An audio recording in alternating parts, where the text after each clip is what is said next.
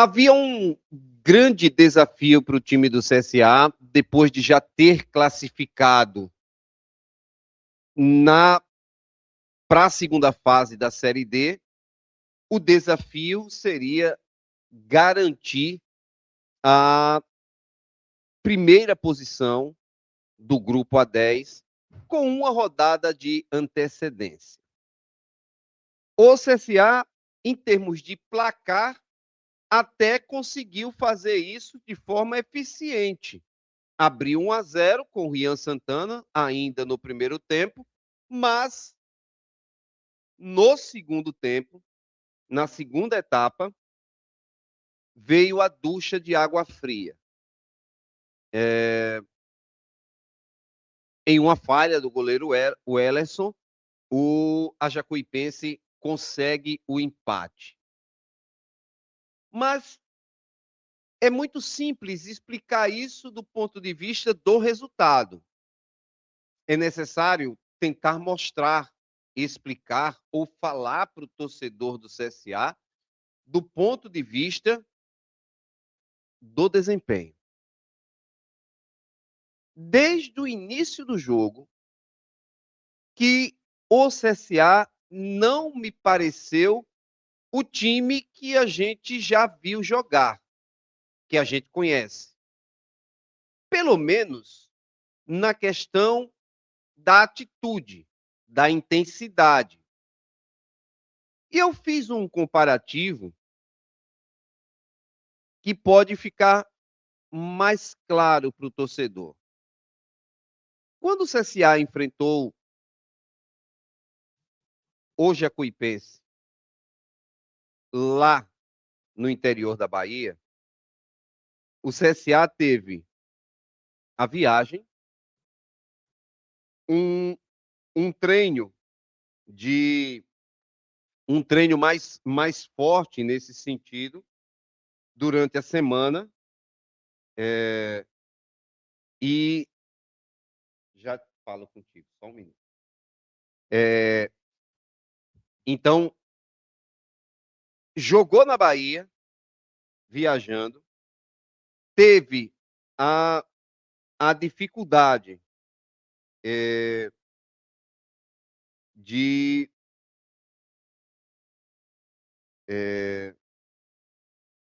mas viajou para a Bahia, jogou num gramado sintético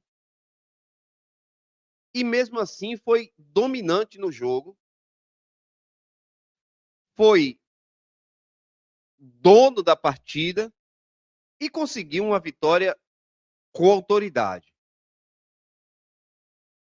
Antes do jogo começar no estádio Rei Pelé, falava de um CSA favorito, com mais time, mas também pensando do ponto de vista da Jacuipense, que seria um jogo em que os caras dariam a vida, porque sair com o empate pontuando aqui em Maceió era praticamente a senha para garantir a classificação para a próxima fase. Aí eles tomam um gol cedo e vêm conseguir um empate na segunda etapa. Mas eu insisto que o CSA teve um comportamento diferente do que eu esperava. Estou levando em consideração que o CSA, por exemplo, tinha 4 jogadores diferentes em relação à última atuação. Né? Era o Miranda na zaga, no lugar do Félix Jorge, o Mikael, né, no lugar do Félix Jorge. Então, assim, tinha o Lucas Silva no ataque, no lugar do Lucas Lima. O Dudu Figueiredo, machucado, não pôde jogar. E o Kaique, pelo lado esquerdo, também não pôde jogar. E é óbvio que 4 mudanças impactam na formação da equipe. E ainda teve ainda teve o Fabrício Bigode no meio. Mas essas condições todas trouxeram para o CSA uma rotação, e eu chamei muita atenção disso ao longo de todo o trabalho do CSA, de todo o jogo, de todo o comportamento do CSA dentro de campo. Não foi o CSA que a gente já viu em termos de intensidade, de rotação, de velocidade, de um time mais integrado com o jogo. É difícil dizer que o CSA estava num ritmo muito abaixo. Normalmente, quando isso acontece, a gente costuma fazer a brincadeira de dizer parecia um confronto de solteiros contra casados. Era um CSA mais lento, menos intenso. E quem ainda fez uma atuação semelhante àquilo que ele sempre faz foi o Rian Santana. O Rian não se conteve apenas em ficar por um lado do campo. O Rian jogou pelo lado esquerdo, jogou pelo lado direito, veio por dentro, enfim, conseguiu fazer o gol. As principais ações ofensivas também partiram do Rian Santana, mas foi um CSA diferente, lento, sem a rotatividade, sem a rotação, sem uma intensidade que o CSA sempre apresenta. Mesmo quando ele não tem a inspiração técnica, o acerto técnico, as tomadas de decisões corretas, mesmo quando não tem isso, quando o CSA não consegue ter isso, mas ele tem a rotação muito alta. É um time intenso e o CSA não conseguiu fazer isso.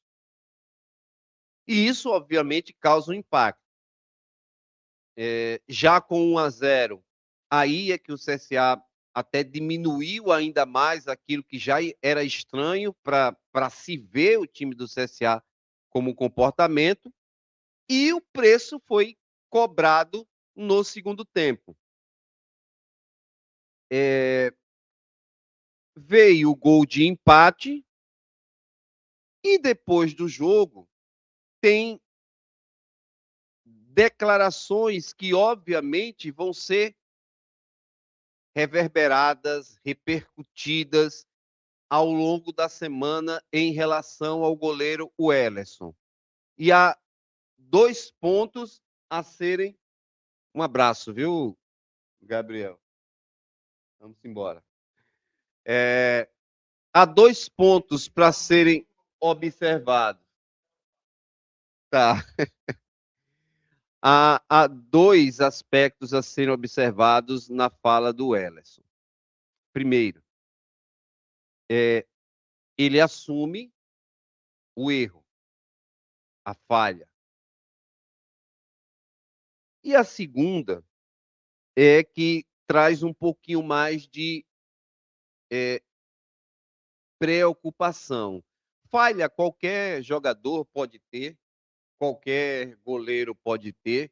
O problema do goleiro é que, normalmente, quando ele falha, o seu time não tem outro aspecto para se recuperar, no sentido de que, normalmente, quando há uma falha, e é uma falha até gritante, é gol do outro time. Então, o goleiro tem essa, eu não vou dizer nem prerrogativa, mas tem esse problema. E aí, o Welleson, eu não ouvi, mas acompanhei a fala de outros colegas falando sobre algumas falas complicadas no sentido de que estavam esperando só uma falha dele, que já defendeu gente e que não teve essa reciprocidade, que já tem um tempo que se falam de buscar um novo goleiro. num tom de insatisfação com tudo isso. É óbvio que isso vai ser reverberado ao longo de toda a semana. O CSA já falava muito sobre isso em relação à busca de um outro goleiro. Não estou dizendo nem que seja um goleiro que fosse para chegar e ser titular ou para brigar pela titularidade, mas isso chama atenção. E mais do que isso, é a reação do goleiro em relação a estes aspectos, que escancara como se fosse assim: eu protejo gente, mas quando eu precisei de proteção, não tive. Então, é preciso saber como é que isso vai reverberar do Ellerson para o grupo, do Ellerson para a comissão técnica, do Ellerson para a diretoria. Ele é um goleiro experiente.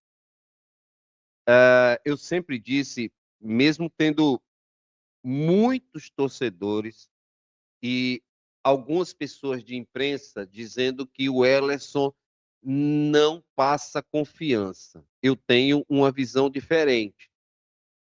Eu acho que o Ellerson é um goleiro ok para a série D do Campeonato Brasileiro. É um goleiro que tem, por exemplo, jogou pouco, mas tem uma passagem pelo Náutico, inclusive na própria série B do Campeonato Brasileiro.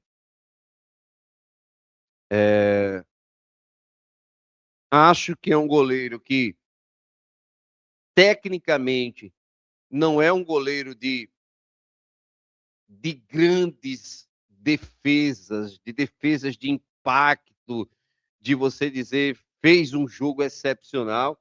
Acho que o melhor jogo que vi do Ellerson foi justamente o jogo contra o CSE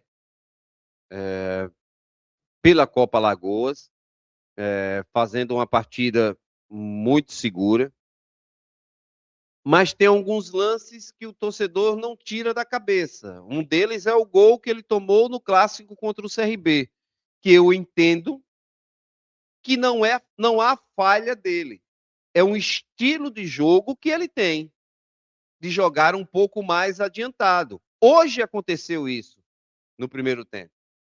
Ele estava mais adiantado, o jogador do Jacuipense chuta, a bola desvia, praticamente encobre ele, e a sorte é que ela vai mais alta do que a meta. Porque se acontece como aconteceu com o Mikael, era gol também.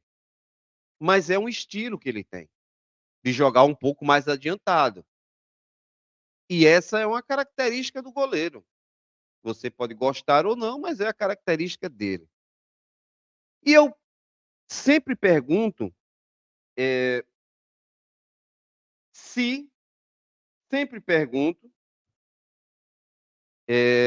porque eu não lembro de um jogo em que o CSA perdeu por conta do Ellerson, no sentido de falha, de erro, e um erro severo, um erro grave.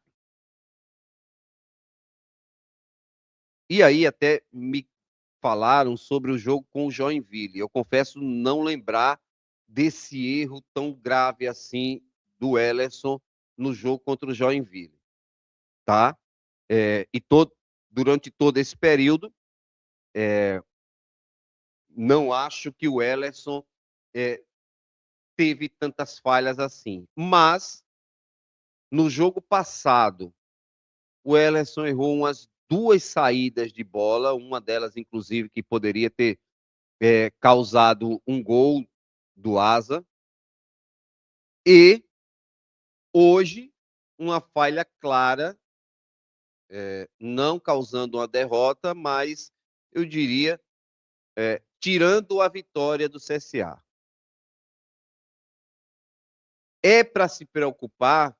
Eu acho que é muito mais para se preocupar com o que vai reverberar as falas do que a qualidade do trabalho dele,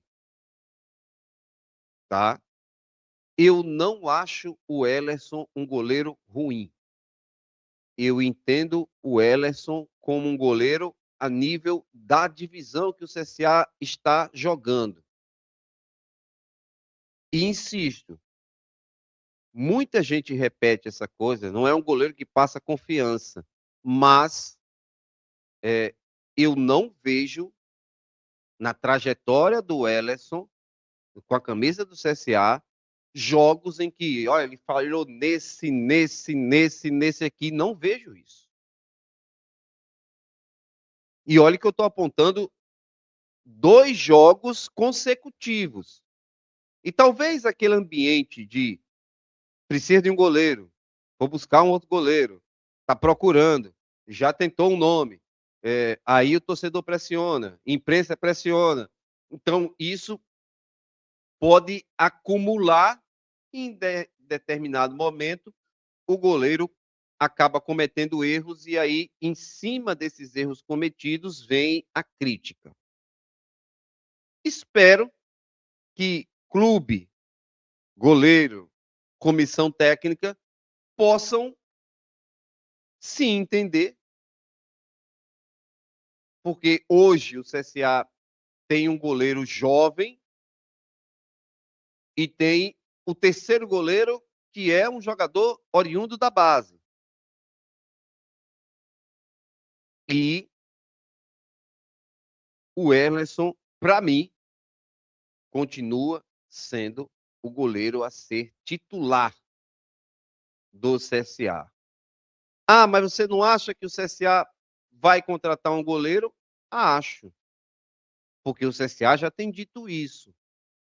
Mas, assim, não é uma urgência número 0, prioridade total.